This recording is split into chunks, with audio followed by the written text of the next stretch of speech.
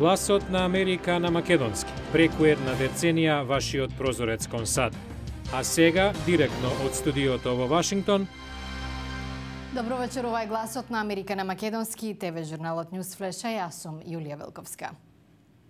НАТО го бомбардира Триполи, додека светските сили дискутираат за Либија без Гадафи, а од САД и натаму беснеат шумски пожари во Аризона, источниот дел пак го зафатија рекордни температури. На почеток, најновите вести. НАТО изврши нови напади близу резиденцијата на либискиот водач Муамар Гадафи, додека светските сили разговараат за Либија без Гадафи на власт.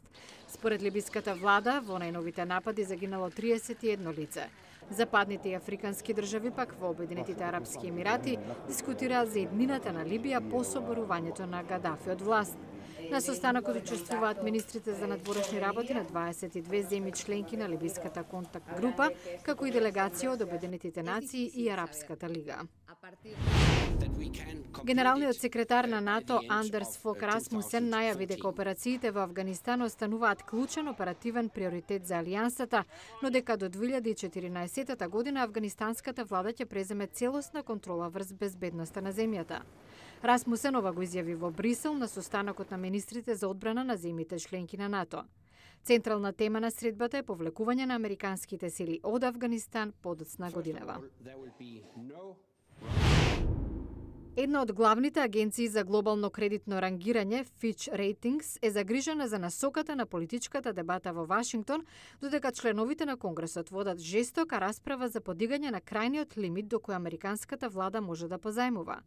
Во најновиот извештај на агенцијата се додава дека неуспехот да се подигне оваа граница би бил со незамисливи последици и закана по кревката финансиска стабилност во САД и светот. Шумските пожари во Аризона и натаму без контрола. Стихијата досега уништи 160.000 хектари. Преку 5.000 жители мора да ги напуштат домовите во близина на границата на Аризона со Ново Мексико. За сега нема информации за повредени, но причината е голема материјална штета. Топлотен бран со рекордни температури и денеска, и тоа од Бостон до Вашингтон, па се до југ до Тексас.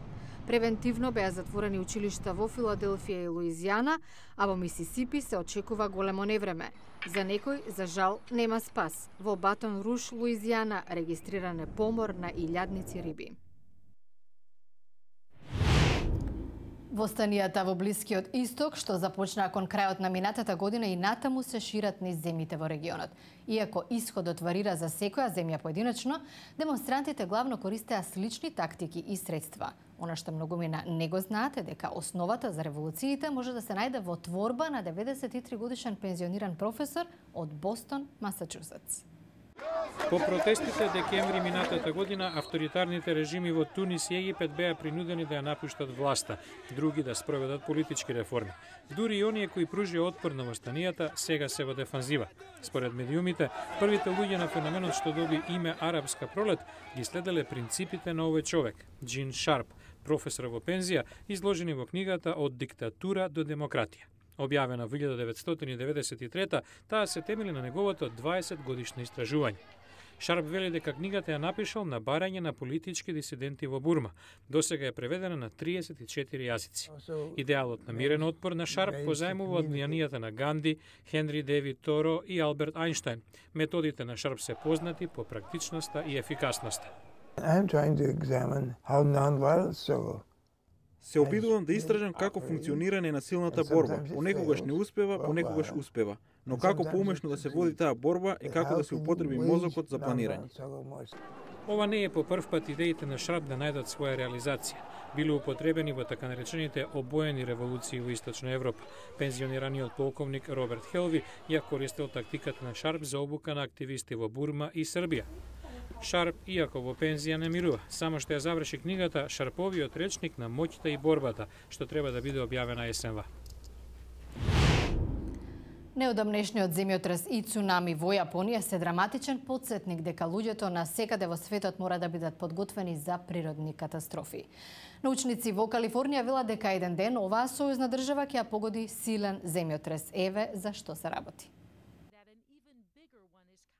Калифорнија е трусно подрачје. Во 1994 57 лица загинаа во потресот од 6,7 степени близу предградија на Лос Анџелес.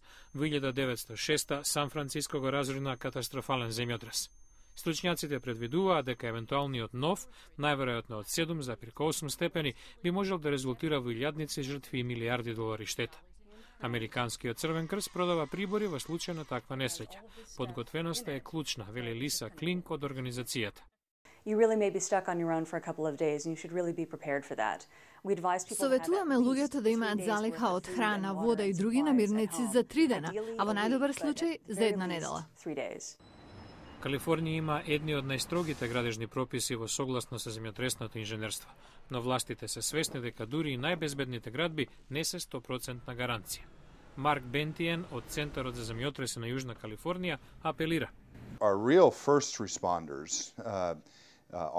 Први кои ќе ни помогнат се нашите соседи, ние самите. Владата ќе испрати пожарникари и спасувачки екипи, но можеби ќе им треба време да допрат до погодените. Црвениот крст и пожарникарите нудат обука за вонредни ситуации, а властите подлекуваат дека секое семејство треба да има план што да стори во случај на земјотрес. Научниците сметаат дека е неизбежно Калифорнија да ја погоди голем земјотрес. Прашањето е кога точно ќе се случи и, можеби уште поважно, дали жителите ќе бидат подготвени.